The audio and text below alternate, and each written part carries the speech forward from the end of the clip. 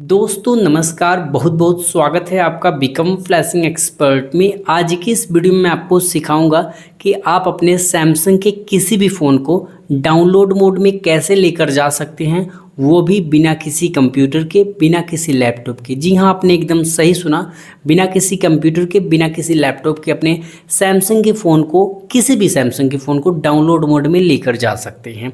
कैसे लेकर जाना, अब जिन भाइयों को नहीं पता कि डाउनलोड मोड में हमें फ़ोन को लेकर ही क्यों जाना है, तो उनके लिए थोड़ी सी जानकारी मैं बता दूं कि जब आप अपने फ़ोन में फ्लैशिंग करते हो या फिर यूँ कहें अपने फ़ोन में सॉफ्टवेयर डालते हो, तो उस केस में आपको सैमसंग के फ़ोन को, खासकर सैमसंग के फ़ोन को डाउनलोड मोड में ले जाकर फ्लैशिंग करनी होती है।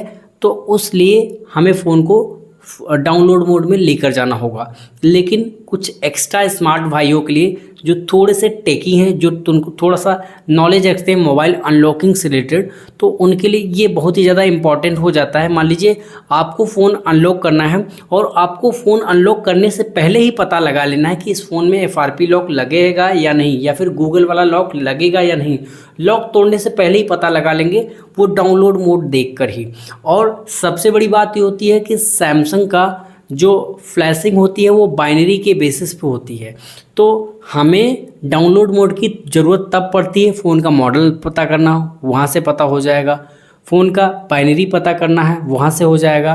तो काफ़ी सारी चीज़ें यहाँ से मिल जाती है, इसलिए हमें डाउनलोड मोड की ज़रूरत पड़ती है। अब आपके पास सैमसंग का कोई भी फ़ोन है और आपके पास करंट टाइम पे लैपटॉप या फिर कंप्यूटर नहीं, तो डाउनलोड मोड में कैसे लेकर जाओगे, तो मैं आपको बताता हूँ। आपको चाहिए होगा 3 चीज़। पहला डाटा केबल, OTG कनेक्टर, और एक स्मार्टफोन और एक डाटा केबल, दैट्स इट। और आपका फ़ोन जिसे डाउनलोड मोड में लेकर जाना है। जैसा कि मेरे पास ये फ़ोन है। अब किसी किसी केस में क्या, मान लीजिए कस्टमर आपके पास फ़ोन लेकर आया और बोला कि मेरे भाई एक काम करो, इसका लॉक तोड़ दो। अभी आपको डर है कि कहीं इस फ़ोन में FRP लॉक ना लग जाए, और आपको पता भी लगाना है, और फ़ोन डायरेक्टली स्विच ऑफ होगा नहीं, ठीक है, स्विच ऑफ तो होगा नहीं। तो उस केस में इस फ़ोन को रिकवरी मेनू में, डाउनलोड मोड में कैसे लेकर जाएंगे, ठीक है। तो अब आपको क्या करना है, सिंपली आपको करना है, ये जो फ़ोन है आपके पास दूसरा वाला, उसको इस तरीके से यूज कर लें, उठा लें, और ये जो डाटा केबल, ये OTG केबल है, यहाँ पर इंसर्ट कर दें। और अब ये जो सिरा बचता है, ठीक है, ये डाटा केबल को जो सिरा बचता है उसको क्या करना है, आपको यहाँ से थोड़ा सा फ्री कर लेंगे, थोड़ा सा इस तरीके से, ठीक है। अभी इस फ़ोन का जो डाटा केबल है आपको यहाँ पर एंटर कर देना है, ठीक है। डाटा केबल आपने एंटर कर दिया। अब जो दूसरा वाला बचा हुआ सिरा USB A, आपको यहाँ पर इसको कनेक्ट कर देना है, लाइक दिस। अगर आप देखेंगे तो आपका फ़ोन चार्ज भी होने लग जाएगा, लेकिन मैं आपको इस तरीके से दिखा दूं ताकि आप श्योर हो जाओ, ठीक है। अब आपका फ़ोन स्विच ऑफ नहीं हो रहा है और आपको पता लगाना है कि इस फ़ोन में FRP लॉक लगेगा या नहीं।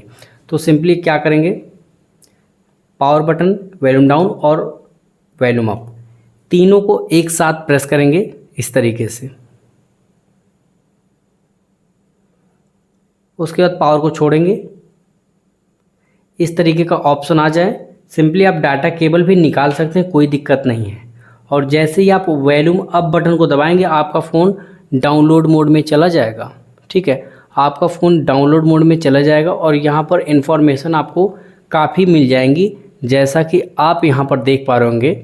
अगर आपको इसको देखना हो तो यहाँ पर लिखा हुआ है साफ शब्द में, क्या लिखा हुआ है, FRP lock on, FRP lock on है। अगर यहाँ पे ऑफ दिखाई देगा तो आपके फ़ोन में FRP लॉक नहीं लगेगा, और अगर ऑन दिखाएगा, अगर अभी मैं इस फ़ोन को हार्ड रीसेट कर दूँ या फिर यूँ कहें फैक्ट्री रीसेट कर दूँ, तो इस फ़ोन में FRP लॉक लग जाएगा। तो इस वीडियो को आप देखकर समझ चुके हैं कि आप अपने फ़ोन को डाउनलोड मोड में कैसे लेकर जा सकते हैं, और भी इन्फॉर्मेशन आपको मिल चुकी है सैमसंग से रिलेटेड। तो दोस्तों, होपफुली ये वीडियो आपके लिए हेल्पफुल रहा होगा। Thanks for watching.